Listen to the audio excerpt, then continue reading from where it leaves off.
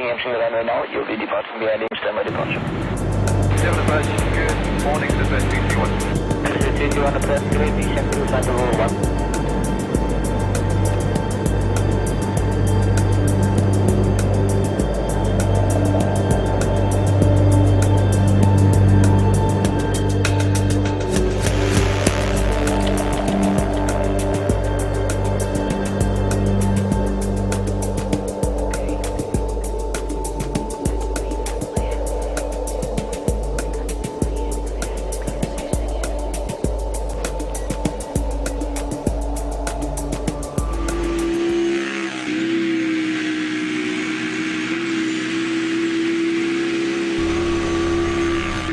On va s'arrêter en haut pour voir la vue.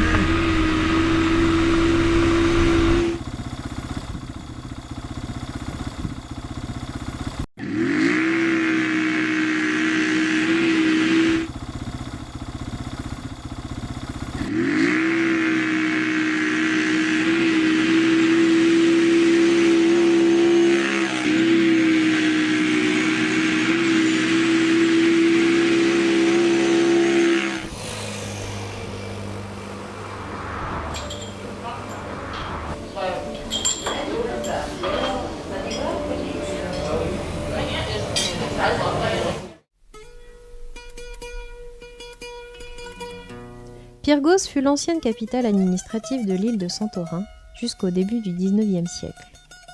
Village le plus élevé de l'île, il est encore épargné par le tourisme de masse. Un endroit superbe, calme et pittoresque, d'où l'on peut voir la quasi-totalité de Santorin.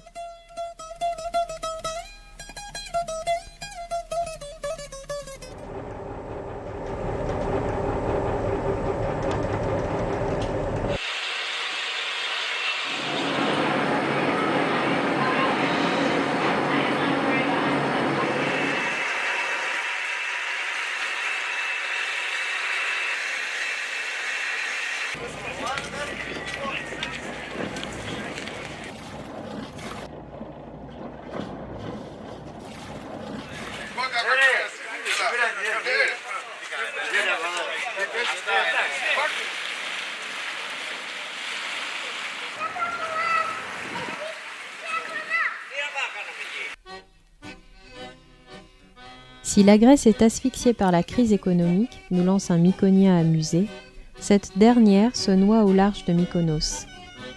L'île paradisiaque grecque des Cyclades, mystérieuse, romantique et fêtarde, est l'une des destinations européennes les plus bling-bling, avec Saint-Tropez et la noctambule Ibiza.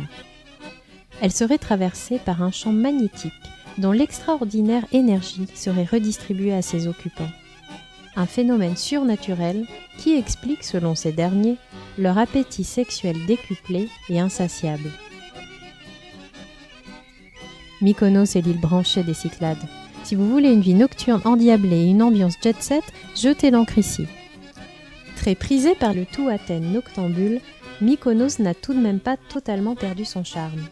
Ses maisons blanches aux volets bleus et ses ruelles étroites exercent toujours leur pouvoir de séduction, surtout le matin, quand les fêtards dorment encore.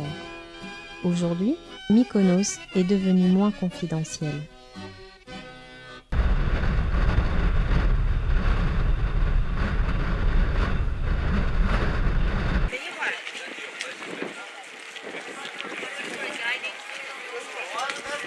Délos est l'une des plus petites îles des Cyclades, mais pour les anciens, elle était comme le centre de l'archipel, autour duquel les autres îles sont disposées en cercle, d'où le nom des Cyclades. Il faut dire que Délos était considéré comme le lieu de naissance d'Apollon et de sa sœur Artémis. Cette île demeure un véritable conservatoire du passé, figé dans l'état où il était dans l'Antiquité, sans avoir été remodelé par la suite.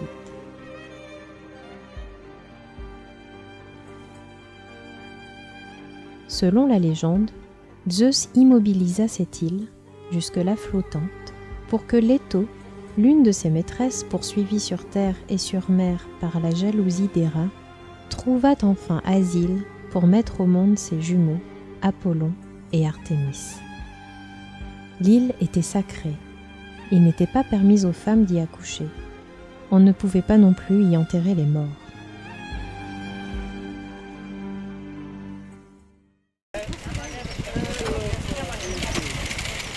Vai mamma signora, sta campanella, δεν θα ρωτάνε πάει. Μα πού να πάω τώρα, δεν μπορώ να πάω, δεν μπορώ, ίσωμα είναι, που δεν ίσωμα. Αυτό είναι στο βαράδο που κάτω εκεί μες στον δρόμο. Για τριγώνια, Έτσι από το κίνητα. Έτσι από το κίνητα, κόσμο. γιατί πάνε για κάμπα. Όχι από αυτά, πάει. Χίστο ούσο, χίστο. Ωραία, ηλίες, κάνει και ηλίες. Ω, εσύ όλο μένα τραβάς. I Panaïa et Katon Tapiliani, cela veut dire la Vierge toute sainte aux 100 portes. Ne cherchez pas les 100 portes dans cette église, il n'y a que 5 portes et c'est un nom d'emprunt tout simplement. Les Ottomans avaient donné ce nom à cette église pour lui donner un peu plus d'emphase, comme si elle en avait eu besoin. Le vrai nom de l'église était en fait Katapoliani, ce qui veut dire sous la cité. Блаженни нищие духом, яко тихи царство небесное.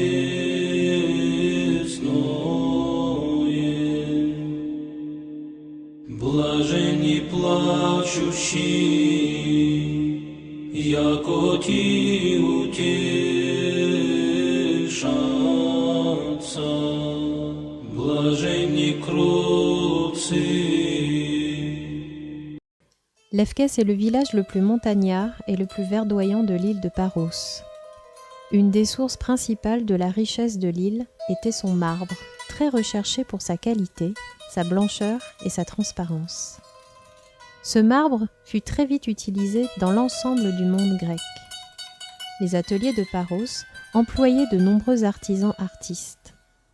On pense que l'influence ionienne transita d'abord par Paros avant d'atteindre la Grèce continentale au VIe siècle avant Jésus-Christ.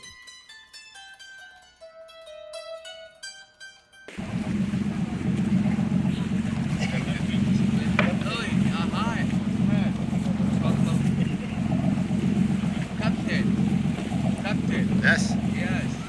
The chief. Situé au nord de l'île de Paros, Naoussa est un village traditionnel de pêcheurs. Il possède la plus grande flotte de bateaux de pêche aux Cyclades. Ce port est resté typique des clichés traditionnels de la Grèce, avec ses petites églises toutes blanches, ses bateaux et ses terrasses animées.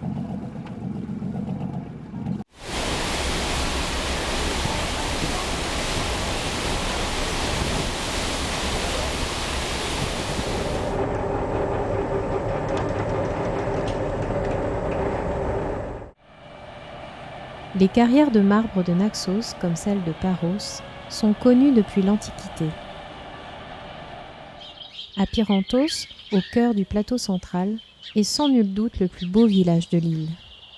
Entièrement construit avec le célèbre marbre de Naxos, il a su garder son aspect traditionnel, encore protégé du tourisme de masse, avec ses demeures vénitiennes, ses ruelles pittoresques, entièrement dallées de marbre, et ses placettes ombragées.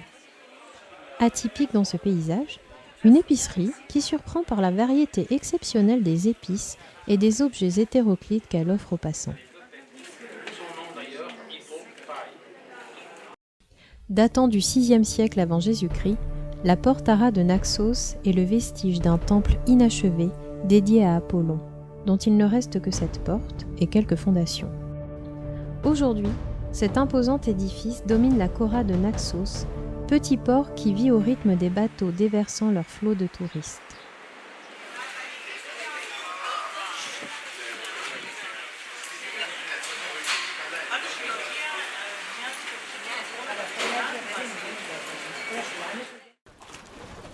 C'est à bord de ces magnifiques caïques que l'on rejoint l'île de Nea Kamenni, dans le centre de la caldeira de Santorin, et qui constitue la partie encore active du volcan.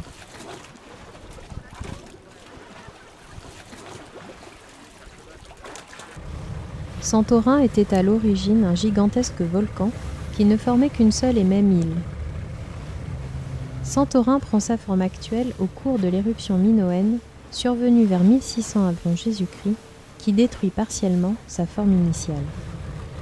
Au paroxysme de l'éruption, la chambre magmatique se vide rapidement au cours d'une gigantesque explosion équivalente à 40 000 fois la bombe d'Hiroshima. Cette brutale baisse de pression provoque l'effondrement du volcan sur lui-même. La dépression formée crée une véritable aspiration de la mer qui s'engouffre brutalement dans la caldeira et entre en contact avec le magma porté à plus de 1000 degrés. Le choc thermique engendre un tsunami qui ravagera les côtes environnantes, notamment celles du nord de la Crète et celles du delta du Nil. La majeure partie de l'île est détruite et le peu qui reste est recouvert sous d'épaisses couches de pierres ponces et de cendres qui atteindront par endroits plus de 60 mètres de hauteur. L'archipel de Santorin, qui vient de naître, restera inhabité pendant plusieurs siècles. Les premières traces de réoccupation datent de l'Helladique récent, entre 1315 et 1225 avant Jésus-Christ. De nombreuses fumerolles attestent de l'activité qui gronde encore dans les entrailles de la Terre. Des indices permettent de penser que l'île de l'Atlantide et sa civilisation minoenne avancée, évoquée par Platon, auraient réellement existé ici, à l'époque où survint l'explosion du volcan. Tiracia constitue un des restes de l'ancienne île qui fut partiellement détruite au cours de l'éruption minoenne.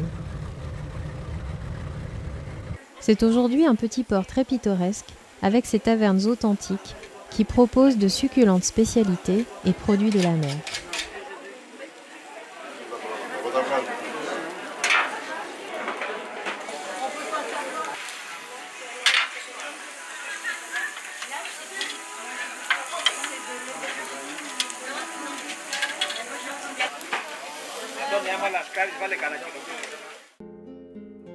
La ville de Fira commence à se peupler pendant la seconde moitié du XVIIIe siècle, lorsque les nobles vénitiens et la communauté catholique abandonnèrent le château médiéval de Imerovigli, ancienne capitale de l'île, après sa destruction par plusieurs tremblements de terre. En 1835, Fira devient la capitale de l'île, succédant à la ville de Pyrgos, qui avait elle-même succédé un peu plus tôt à Imerovigli.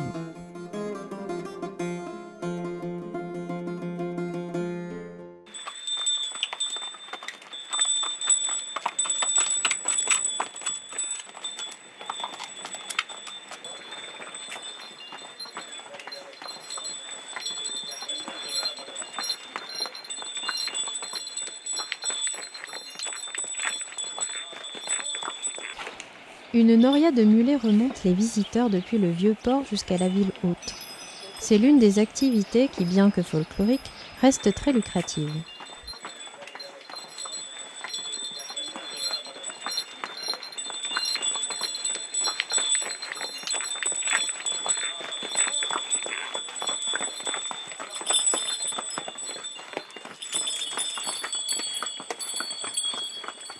Moins pittoresque, la remontée peut se faire également par le télécabine.